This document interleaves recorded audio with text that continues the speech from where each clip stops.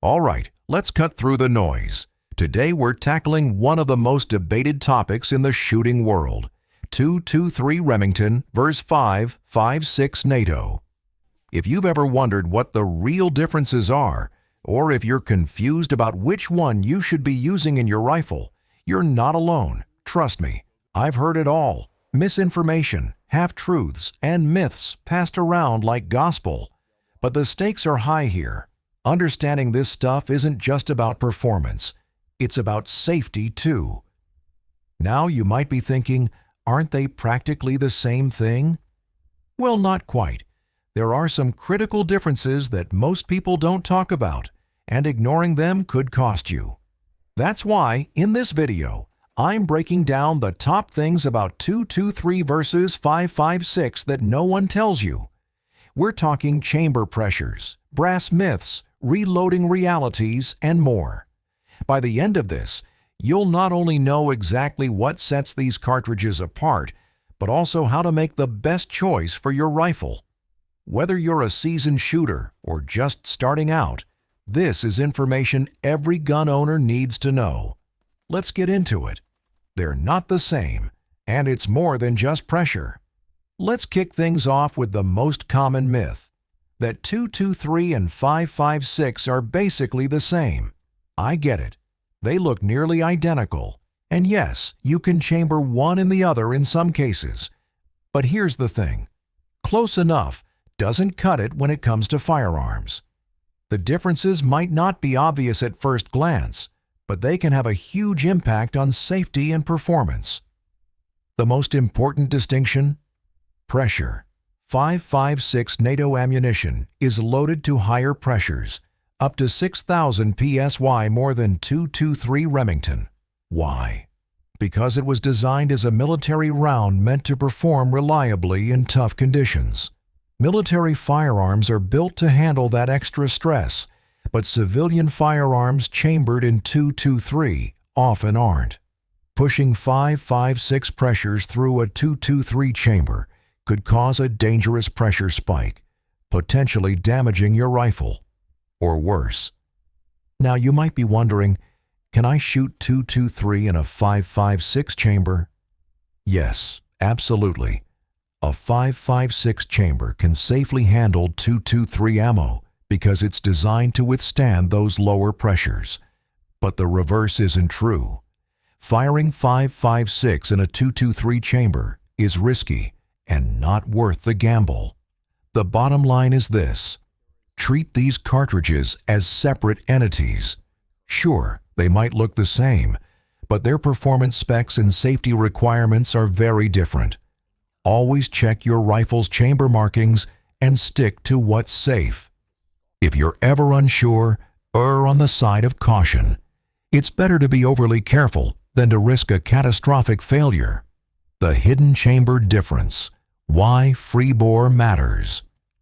Now let's talk about something that often flies under the radar. Chamber design. Even if the external dimensions of 223 and 5.56 cases are nearly identical, the chambers they're fired from are not. The difference lies in the free bore, which is the distance a bullet travels before it engages the rifling in the barrel. Here's the deal: 5.56 chambers have about twice the free bore of 223 chambers. That extra space might not sound like much. It's only about 0.025 inches more, but it makes a big difference. In a 5.56 chamber, this added free bore allows the bullet more jump before hitting the rifling, which helps reduce pressure spikes. That's critical when you're dealing with higher pressure 5.56 loads. On the other hand, 223 chambers are tighter with less free bore. This design improves accuracy because the bullet engages the rifling more quickly, but it also means that chamber pressures rise faster. If you fire a high-pressure 5.56 round in a 223 chamber, the result can be a dangerous pressure spike, one that your rifle might not be built to handle. So how do you know what your rifle is chambered for? Simple. Check the barrel markings. If it says 5.56 NATO, you're good to go with both rounds. If it says 223 rem, stick to 223 ammo. And if you've got a 223 wild chamber, you've got the best of both worlds. More on that later. But for now, remember, free bore matters, and it's not something you want to overlook. Brass myths. Thickness isn't everything. Let's clear up another common misconception. The idea that 5.56 brass is always thicker and stronger than 223. While it's true that military 5.56 cases often have thicker walls, this isn't a universal rule. In fact, my testing has shown surprising variations even within the same caliber. For example, some Lake City 5.56 brass weighs less than certain 223 cases from civilian manufacturers like Hornady. So what does this mean for you? The real issue isn't just case thickness, it's internal case volume. Thicker walls leave less room for powder, which can increase pressure. But here's the catch. The difference is usually so small, often less than a grain of water capacity, that it's almost negligible in most situations. That said, if you're a reloader, you should still pay attention. Consistency is key, and mixing brass with varying weights and volumes can lead to inconsistencies in performance. Whether you're working with 223 or 5.56, sort your brass by head stamp and ensure you're using appropriate load data for the case you have. In short, don't get caught up in the thicker is better myth. Focus on what really matters. Consistent brass, proper prep work, and safe reloading practices. After all, the label on the head stamp is just one part of the equation. The velocity difference, more than just numbers. Now, let's talk velocity, because this is where 5.56 often gets a lot of attention. On average, 5.56 rounds are faster, clocking in about 150 to 200 feet per second higher than 223, depending on the load and bullet weight. That's a significant boost, especially if you're focused on long-range shooting or maximizing terminal performance. But why is 5.56 faster? It comes down to its higher pressure load and military design. Military rounds are built to function reliably in tough conditions, and that extra velocity helps with flatter trajectories and more energy on target. For combat or self-defense, those are big advantages. However, there's a trade-off. Higher velocity means more wear on your barrel over time and slightly more recoil. For most of us, that's not a deal breaker. But if you're primarily a precision shooter or a hunter, 223 might actually be a better choice. It's easier on your barrel and often produces tighter groups at longer ranges. The takeaway? 5.56 delivers more speed and power, but you need to weigh that against your specific needs. If you're looking for a hot, high-performing round, go with 5.56 in a proper chamber. If precision and barrel longevity are more important, 223 could be your best bet. Either way, understanding these differences can help you make the right choice for your setup. Reloading realities. The data doesn't lie. If you're a reloader, you've probably heard all kinds of advice about working with 223 and 5.56 brass. Some say you should use 223 data for 5.56 cases, while others argue the opposite. Let me set the record straight. The safest and smartest approach is to load based on the brass and chamber you're working with. Here's why. Military 5.56 cases often have crimped primers, which means you'll need to remove the crimp before seating new primers. This step is easy with the right tools, but it's one more thing to factor into your reloading process. More importantly, 5.56 brass is designed to handle higher pressures. If you're loading 5.56 brass with 223 data, you might not be getting the most out of your rounds. Conversely, using 5.56 load data for 223 brass can push pressures dangerously high. In my own testing, I've seen how small changes can make a big difference. Case volume, powder charge, and even seating depth all play a role in pressure and performance. For example, starting loads that seem safe in 223 can produce pressure signs in thinner brass or tighter chambers. That's why it's so critical to start low and work your way up, checking for signs of excessive pressure along the way. Things like flattened primers, sticky bolt lift, or case head expansion. And here's one more tip. Consistency is everything. Sort your brass by head stamp, check your case lengths, and always stick to reliable load data. Sure, chasing max velocity can be tempting, but your cases will last longer, and your shooting will be safer if you prioritize accuracy and reliability over speed. Trust me, slow and steady wins this race. Chamber markings, what your rifle is really telling you. So how do you know what your rifle is chambered for? It all comes down to the markings, and this is a step you should never skip. On most AR-15 barrels, you'll find the chamber designation stamped near the muzzle or on the side of the barrel near the chamber. It might say 223 Rem, 556 NATO, or in some cases, 223 Wild. Each of these tells you what your rifle is designed to handle. If it's marked 223 Remington, stick to 223 ammo only. The chamber is tighter, and firing 556 in it can lead to dangerous pressure spikes. On the other hand, if your rifle says 556 NATO, you're in luck. You can safely shoot both 556 and 223 rounds. Just keep in mind that 556 is loaded hotter and might give you a bit more wear over time. Then there's the 223 Wild chamber. This hybrid design is a fan favorite because it combines the best of both worlds. The tighter free bore of 223 for accuracy and the strength to handle 556 pressures safely.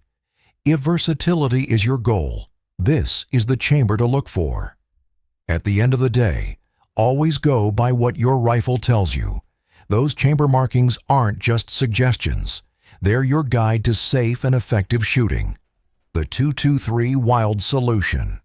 All right, let's talk about the 223 Wild chamber, because this is where things get really interesting.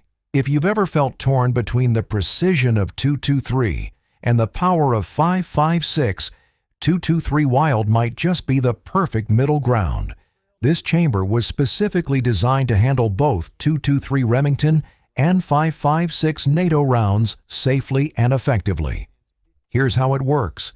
The 223 Wild chamber combines the tighter tolerances of a 223 Rem chamber with the longer free bore of a 556 chamber.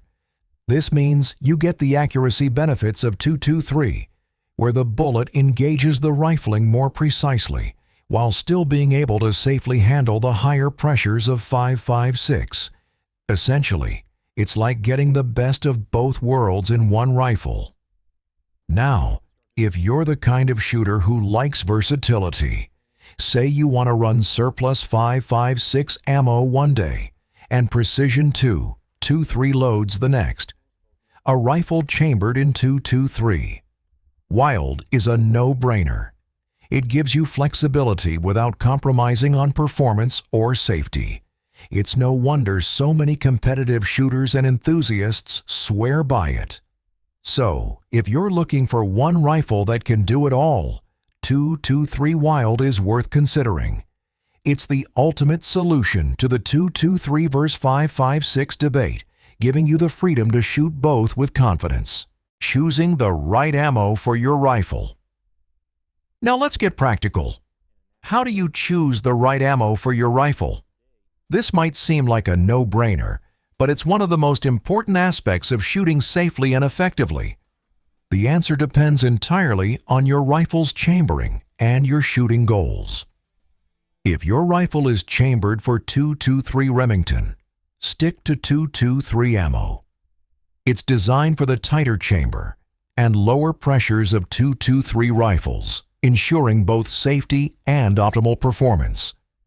Trying to run 556 in a 223 chamber can lead to dangerous pressure spikes, not to mention increased wear and tear on your firearm. If your rifle is chambered for 5.56 NATO, you've got more flexibility. You can safely shoot both .223 and 5.56 ammo, though you might notice a slight accuracy edge with .223 rounds because of the tighter tolerances. That said, 5.56 gives you higher velocity and energy, which can be a big advantage in certain scenarios like self-defense or tactical shooting. And if you're lucky enough to have a .223 wild chamber, congratulations! You've got the best of both worlds. With a wild chamber, you can safely shoot either caliber without worrying about pressure or performance. This makes it an excellent choice for those who want one rifle to handle multiple roles, from plinking to competition to hunting. Ultimately, the key is to match your ammo to your rifle. Always check the markings on your barrel, choose the appropriate ammunition, and think about what you need your rifle to do, whether it's precision at the range, power in the field, or versatility for all-around use. There's a perfect combination of rifle and ammo for you. And there you have it. The top things about .223 versus 5.56 that no one seems to tell you. From chamber differences and brass myths to reloading realities and the versatility of the .223 wild chamber, we've covered a lot of ground today.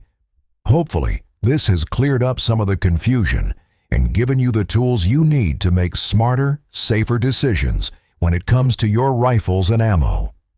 The takeaway: these two cartridges might look similar, but the differences are significant, and understanding them can make all the difference in your shooting experience. Whether you're chasing accuracy, speed, or versatility, the key is knowing your rifle, understanding your ammo, and always prioritizing safety. Double-check those chamber markings, choose the right ammo for your setup, and if you're reloading, take your time to do it right. So, what's next? Let me know in the comments. Do you stick to .223, run exclusively 5.56, or mix things up with a .223 wild setup? I'd love to hear your experiences and thoughts. And if you found this video helpful, don't forget to like, subscribe, and hit that notification bell so you don't miss more content like this. Thanks for watching, and as always, stay safe, shoot smart, and I'll see you in the next one.